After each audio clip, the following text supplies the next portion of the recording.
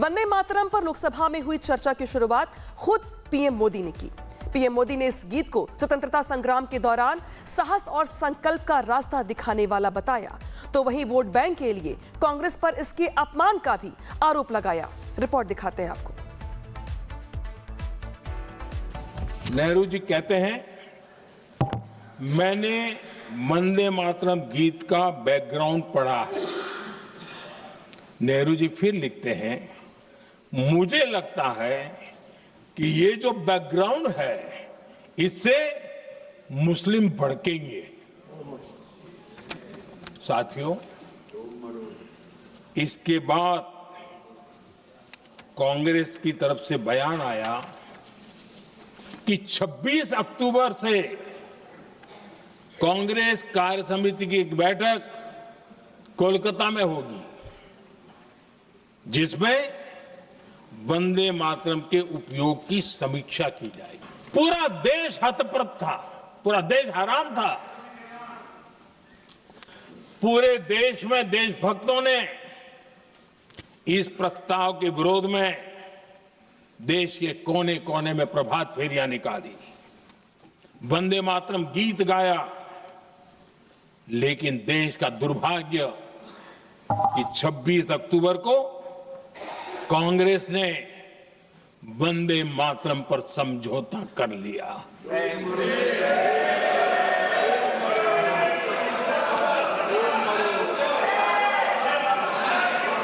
वंदे मातरम के टुकड़े करने के फैसले में, वंदे मातरम के टुकड़े कर दिए।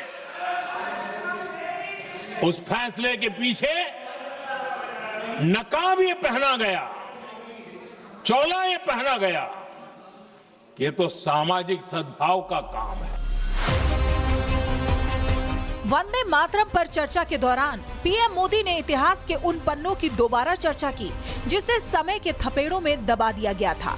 पीएम ने आरोप लगाया कि कांग्रेस की तुष्टीकरण वाली पॉलिसी आजादी के पहले से ही जारी है।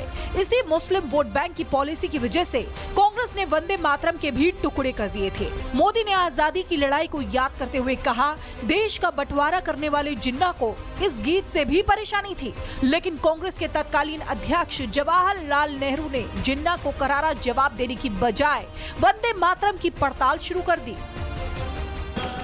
जिन्ना के विरोध के 5 दिन बाद ही 20 अक्टूबर को नेहरू जी ने नेताजी सुभाष बाबू को चिट्ठी लिखी। उस चिट्ठी में जिन्ना की भावना से नेहरू जी अपनी सहमति जताते हुए कि वंदे मातरम की, ये जो उन्होंने सुभाष बाबू को लिखा है, वंदे मातरम की आनंद मठ वाली पृष्ठभूमि मुसलमानों को इरिटेट कर सकती है। इतिहास इस बात का गवाह है कि कांग्रेस ने मुस्लिम लीग के सामने घुटने टेक दिए और मुस्लिम लीग के दबाव में किया। और कांग्रेस का ये तुष्टीकरण की राजनीति को साधने का एक तरीका था। आदरणीय अध्यक्ष जी, तुष्टीकरण की राजनीति के दबाव में कांग्रेस वंदे मातरम के बंटवारे के लिए झुकी। इसलिए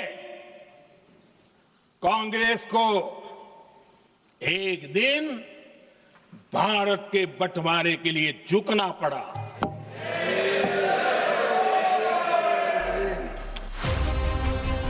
पीएम मोदी यही नहीं रुके। मोदी ने कहा कि वंदे मातरम के टुकड़े करने वाली कांग्रेस को भारत के बंटवारे के लिए भी झुकना पड़ा।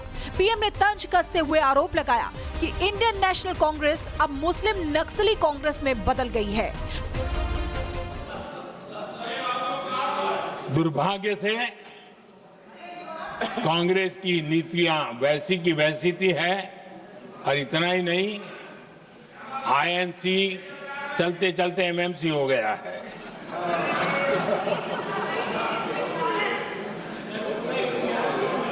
आज भी कांग्रेस और उसके साथी और जिन जिन के नाम साथ कांग्रेस जुड़ा हुआ है सब वंदे मातरम पर विवाद खड़ा करने की कोशिश करते हैं। वंदे मातरम की भूमिका की चर्चा करते हुए मोदी ने इसे सांस्कृतिक ऊर्जा का प्रतीक बताया। पीएम ने कहा कि आजादी की लड़ाई लड़ने वाले नौजवानों ने इस गीत से प्रेरणा लेते हुए अपने प्राणों तक की आहुति दे दी थी। बंकिम बाबू ने ये जो भाव विश्व तैयार किया था, उनके भाव गीत के द्वारा उन्होंने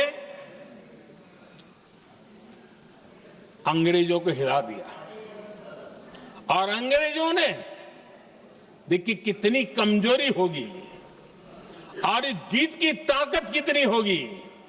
अंग्रेजों ने उसको कानूनी रूप से प्रतिबंध लगाने के लिए मजबूर होना पड़ा था।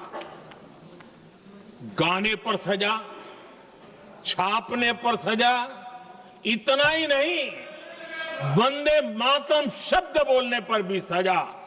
इतने कठोर कानून लागू कर दिए गए थे।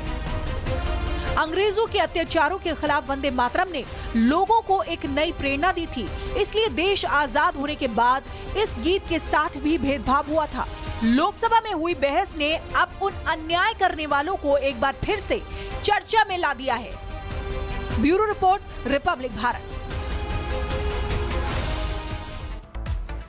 वंदे मातरम की चर्चा ने विपक्ष को भी बेनकाब कर दिया, जिसके नेता सिर्फ वोट बैंक के चक्कर में वंदे मातरम के विरोध में ही उतर आए, जिसके बाद वार पलटवार का दौर भी चला। रिपोर्ट दिखाता है आपको।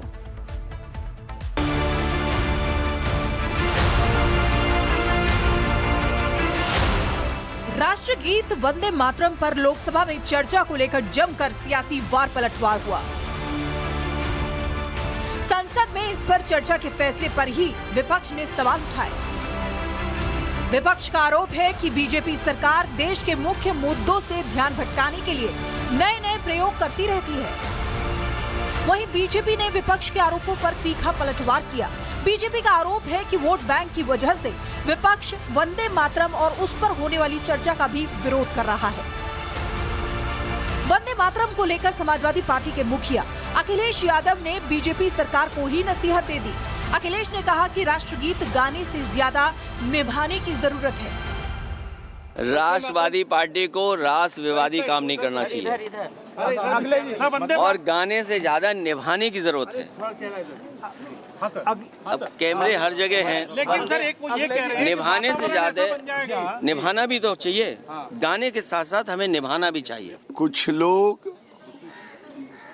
वंदे मातरम को मानते ही नहीं, वो बाबरी मस्जिद को मानते, तो इसलिए वंदे मातरम 150 साल हो रहा है और बंगाल की धरती से ही ये आजादी का ये गीत था।